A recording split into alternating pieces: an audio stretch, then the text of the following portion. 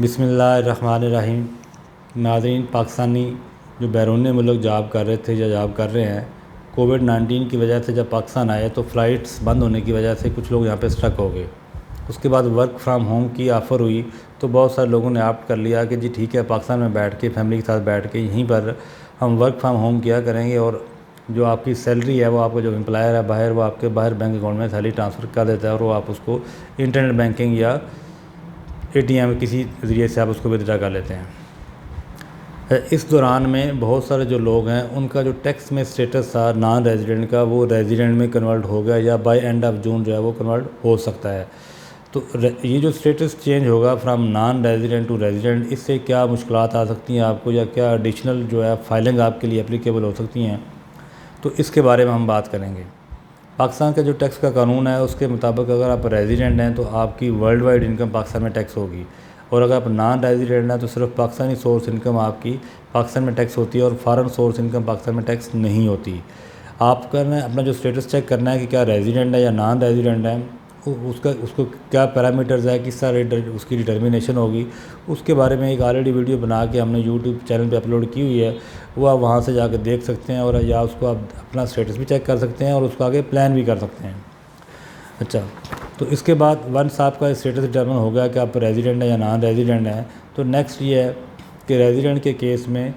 आपकी पाकिस्तान और फ़ॉरेन दोनों जो सोर्स इनकम है वो पाकिस्तान में टैक्स होनी है। तो सैलरी के केस में पाकिस्तानी सोर्स सैलरी इनकम क्या है और फॉरेन सोर्स क्या है। पाकिस्तानी सोर्स सैलरी इनकम वो है कि in case employment is exercise in Pakistan, payment कहीं भी हो रही है तो वो पाकिस्तानी सोर्स इनकम होगी, या फेडरल गवर्नमेंट या लोकल गवर्नमेंट पेमेंट कर रही है या उनके बिहाफ पे पेमेंट हो रही है, उस केस में एम्प्लॉयमेंट कहीं भी एक्सरसाइज हो वो पाकिस्तानी सोर्स इनकम होगी। इन दोनों के अलावा जो इनकम आपकी सैलरी से है वो फॉरेन सोर्स इनकम होगी। तो रेजिडेंट के केस में आपकी जो पाकिस्तानी सोर्स सैलरी इनकम है वो टैक्स होगी, और फ़ॉरेन सोर्स सैलरी इनकम अगर उस पर फ़ॉरेन टैक्स पे हुआ है तो वो एग्जेम्प्ट है, अदरवाइज़ वो टैक्स होगी। तो फ़ॉरेन इनकम टैक्स पे होने का मतलब ये है कि आपका जो फ़ॉरेन एम्प्लॉयर था उसने आपकी सैलरी से टैक्स विद होल्ड किया और वहाँ की जो रेवेन्यू अथॉरिटी है वहाँ पर जमा कराया। तो यहाँ पर क्वेश्चन ये राइज होता है कि जिस तरह UAE की अगर हम बात करते हैं तो वहाँ पर तो सैलरी के ऊपर टैक्स है ही नहीं, तो वहाँ पर फॉरेन सोर्स सैलरी अगर आपकी इनकम है उस पर टैक्स पे नहीं हुआ तो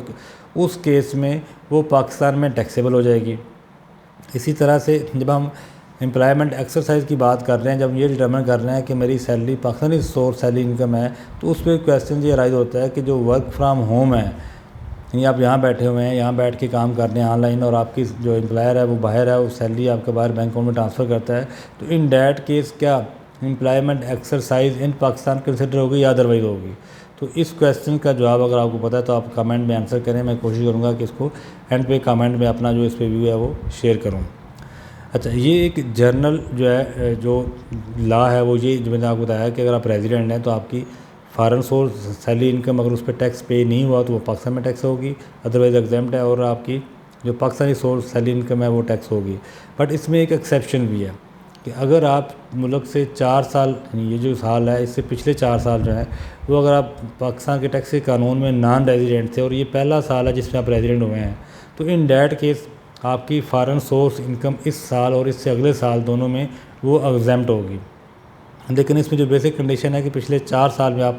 पाकिस्तान में नॉन रेजिडेंट हो, पाकिस्तान से बाहर रहे हों। अच्छा, फिर एक एक्सेप्शन ये है कि अगर आप ड्यूरिंग द ईयर पाकिस्तान से बाहर चले जाते हैं और वहाँ पर आप सैलरी इनकम अर्न करते हैं, तो इन डैट और पूरा साल आप ये जो फाइनेंशियल ईयर होगा बाहर रहेंगे, तो इस साल में फिर आपने जितनी foreign salary income, foreign source salary income आपने अर्न की होगी वो एग्जेम्प्ट होगी। अच्छा, फिर जब आप टैक्स के कानून में अगर रेजिडेंट हो जाते हैं तो आपकी इनकम यहाँ पर टैक्सेबल है, तो फिर आपने अपनी रिटर्न फाइल करनी है। जब आप रिटर्न फाइल करेंगे तो आपको साथ वेल्थ स्टेटमेंट फाइल करना ज़रूरी है। वेल्थ स्टेटमेंट फाइल करेंगे तो आपको वर्ल्ड वाइड एसेट्स जो हैं वो आप उसके ओपनिंग क्लोजिंग उसकी कैंसिलेशन देंगे। फिर अगर आपके जो कुछ अगर आपके फॉरेन इनकम है या फॉरेन कुछ एसेट्स हैं, एक सर्टेन थ्रेशोल्ड है उसके ऊपर, तो फिर आपको स्टेटमेंट ऑफ फॉरेन इनकम और फॉरेन एसेट्स ये भी फाइल करनी होगी, और उसकी नॉन फाइलिंग की हैवी पेनल्टीज़ हैं। फिर अगर आप उसको फाइल नहीं करते तो जो आपके एसेट्स हैं कल को डिपार्टमेंट के पास जब आपको पता OECD की अब जो गाइडलाइंस है उसमें आपसे इन्फॉर्मेशन शेयर हो रही होती है फ्राम गवर्नमेंट टू गवर्नमेंट, तो उसमें अगर आपकी इन्फॉर्मेशन यहाँ पे आई हुई है और आपने रिटर्न भी फाइल कर दिया, आप उस साल में रेजिडेंट थे, और आपने वो स्टेटमेंट फाइल नहीं की, तो उसकी बेस के ऊपर ऑफिसर फिर आपको नोटिसबाजी करेगा और फिर आप मुश्किलात का शिकार हो सकते हैं। तो लिहाजा ये बड़ी इंपॉर्टेंट चीज़ें हैं जिसको आपने कंसिडर करना होगा। फिर इसमें एक लास्ट,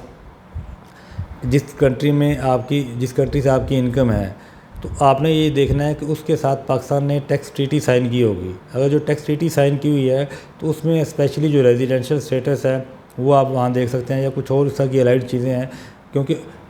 जब आपने ट्रीटी साइन की होती है तो जो ट्रीटी है वो लोकल लॉज को ओवरराइड करती है। यानी अगर पाकिस्तान के टैक्स के कानून में कुछ चीज़ लिखी हुई है लेकिन आपकी रेलेवेंट टैक्स ट्रीटी में चीज़ डिफरेंट लिखी हुई है तो वो ट्रीटी वाली चीज़ प्रिवेल करेगी। तो आपने वो एलिमेंट भी उसमें देखने वाला होगा आपने जब ये सारी कैलकुलेशन कर रहे होंगे। आई होप कि जो इससे रेलिवेंट इश्यूज़ हो सकते हैं या जो सामने आ सकते हैं वो मैंने डिस्कस किए हैं। फर्दर आपको क्वेश्चन हो तो आप कमेंट में लिख सकते हैं। I will try to answer that. Thank you very much.